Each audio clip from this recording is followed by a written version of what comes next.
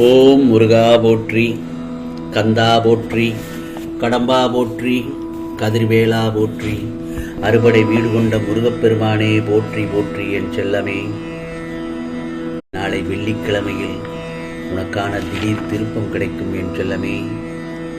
நிச்சயமாக அதை கேட்ட பின்பு ஆனந்த கண்ணீர் விடுவார். வாழ்க்கையில் எல்லோருக்கும் எல்லா விஷயங்களிலும் தடைகளும் தடங்கல்களும் என்று ஏதாவது எந்த வடிவத்திலாவது வரத்தான் செய்யும். அவற்றையெல்லாம் தாண்டி வருவதுதானே உன் மனதைரியம். என்னால் முடியாது முருகா என்று நீ நினைத்து அனைத்த விஷயங்களையும் செய்து முடிக்கப் போகிறாய். அதற்குண்டான பலனை, சக்தியையும் பலனையும் நீ அனுபவிக்கப் போகிறாய். அதற்குரிய மன தெம்பை நான் உனக்கு அளிக்கின்றேன். அதற்கான காலத்தையும் நீ தொட்டுவிட்டாய். ஏன், உன்னுடைய விடாமுயற்சியும் கடின உழைப்பும் தான் அதற்கு காரணம். அதனால்தான் இப்பொழுது நீ வெற்றியை நோக்கி சென்று கொண்டிருக்கிறாய். ஆம் செல்லமே, உன் சந்தோஷத்தில் என் சந்தோஷமும் உன் அழுகையில் என் கண்ணீரும் இருக்கிறதல்லவா? கவலைப்படாதே. நீ ஒரு செயலை செய்யும் போது தோற்று விடுவோமோ என்று நினைக்காதே. இதை நான் பலமுறை உன்னிடத்தில் கூறியிருக்கிறேன். ஒரு விஷயத்தை செய்யும் போது முருகா நான் தோற்று விடுவேனோ என்று நினைத்து கொண்டே அதில் செயல்பட்டால் நிச்சயமாக அதில் தோற்றுதான் விடுவாய். ஆனால் அதற்கு மாறாக நான் வெற்றி பெறுவேன் என்று உன்னையே நீ நம்பு. பிறகு பார், அதில் தோல்வி வந்தால் அனுபவம், வெற்றி பெற்றால் அதை பெரிதாக எண்ணாதே, கர்வம் வந்துவிடும். உன் வாழ்வில் இருக்கும் குறைகளை மட்டுமே நினைத்துக் கொண்டிருந்தால் வாழ்வில் உள்ள நிறைகளை உன்னால் காண முடியாது. என் முயற்சிகள் எல்லாம் தோற்று போகிறதே முருகா என்று மனம் தளர்ந்து விடக்கூடாது. முருகா முருகா என்று என் நாமத்தை மனதில் சொல்லிக்கொண்டே மீண்டும் நம்பிக்கையுடன் கடந்து வா. பெரிய ஆலமரத்தின் விதை கூட மண்ணில் புதைந்தால்தான் எழ முடியும், புரிகிறதா? அதே போலத்தான் உன் விடாமுயற்சிகளை பார்த்து தோல்வி கூட விரைவில் தோற்று போகும். ஏனென்றால் உன் முருகப்பெருமான் நான் உன் கூடவே இருக்கும்போது உன் கஷ்டத்தை நான் தாங்குவேன். இப்போதுள்ள சூழ்நிலையை நான் அனுமதித்தது உன் வாழ்வில் நல்லதொரு மாற்றத்தை ஏற்படுத்தத்தான். விரைவில் உன் கஷ்டமான சூழ்நிலையிலிருந்து வெளியே கொண்டு வந்து விடுவேன், கவலைப்படாதே. முருகா முருகா என்று நீ மனம் உருகி கேட்கும் ஒவ்வொரு பிரார்த்தனைகளுக்கும் இந்த முருகப்பெருமான் உனக்கு பதில் அளித்துக் கொண்டுதான் இருக்கிறேன். என்னை பற்றி நன்றாக புரிந்து கொள்ளும் நீயே என்னை தவறாக நினைக்கலாமா? நான் எதற்கும் பதில் அளிக்கவில்லை என்று கவலை கொள்ளலாமா? சொல் பார்க்கலாம். இப்போது நான் சொல்லும் பதிலை மனதில் நன்றாக நினைவில் வைத்துக்கொள். திடீரென கஷ்டம் உனக்கு வரும்போது, நீ தாழ்ந்து போகும் பொழுதோ அழும் பொழுதோ நீ கர்ம வினையால் வந்தது என நினைத்துக்கொள். அதை உணர்ந்து அமைதியாக இரு. அந்த சமயத்தில் தான் உனக்கு தைரியம் அதிகமாக வேண்டும். எதை பார்த்தும் நீ பயப்படக்கூடாது. ஏனென்றால் உன் வாழ்க்கையை என்னிடத்தில் கொடுத்து விட்டாய். இன்னும் எதையோ நினைத்து கவலைப்பட்டு கொண்டிருக்கிறாய். ஏன்? நாம் பாவத்தையும் முடிக்கத்தான் பிறந்திருக்கிறோம். அந்த பாவத்தை இந்த பிறவியிலேயே முடித்துவிட்டு இந்த முருகப்பெருமானிடம் வந்து சரணாகதி அடைந்து விடு. வாழ்க்கையில் கஷ்டப்பட்டு கொண்டு இருக்கோமே என்று வருத்தப்படாதே. ஒரு விஷயத்தை நாம் அடைய வேண்டும் என்றால் அதற்கு நாம் போராடத்தான் வேண்டும். அதுபோல நீ என்னிடம் வர வேண்டும் என்றால் இந்த கர்மாக்களை நீ முடிக்க வேண்டும். இந்த முருகப்பெருமான் சொல்வதை என்றுமே தவறாக எடுத்துக்கொள்ளாதே. நான் உனக்கு சொன்னால் எதுவும் நல்லதுக்குத்தான் சொல்வேன் என்று நீ எடுத்துக்கொள்ள வேண்டும்.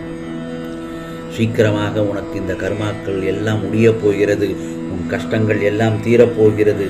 நிச்சயமாக இன்று இரவுக்குள் நீ நிம்மதியாக உன் மனம் சாந்தி அடைந்து, அதாவது சாந்தி என்றால் என்ன?